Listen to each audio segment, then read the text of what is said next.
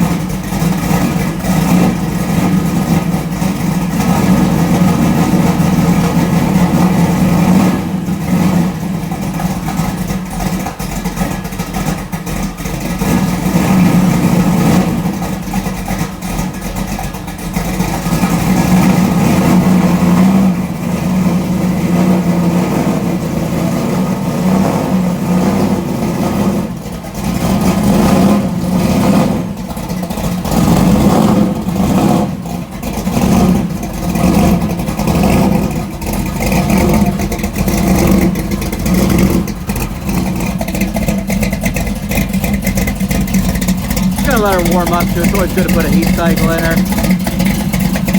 Look at those bars though. Oh man, this thing looks so sick.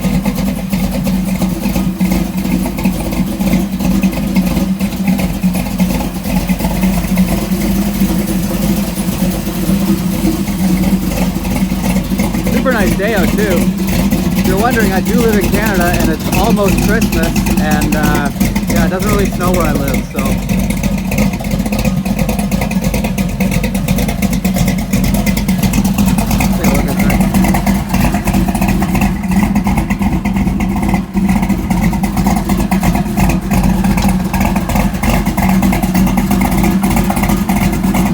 Okay, let's get into that cage info now.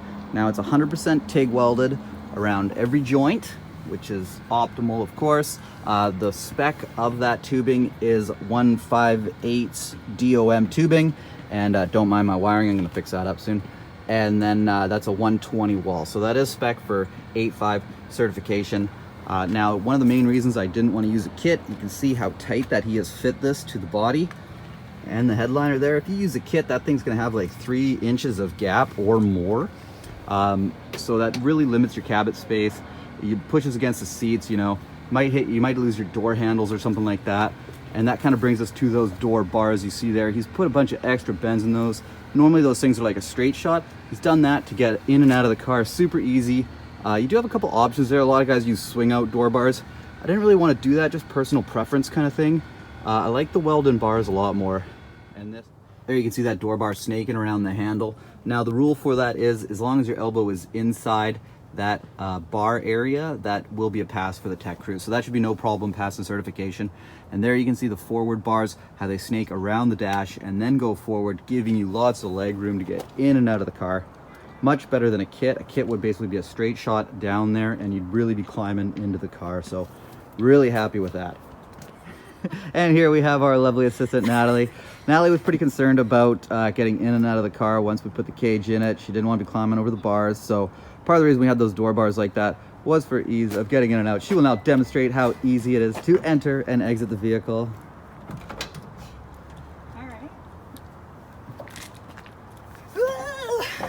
See, no problem. Pretty good, eh? Yeah.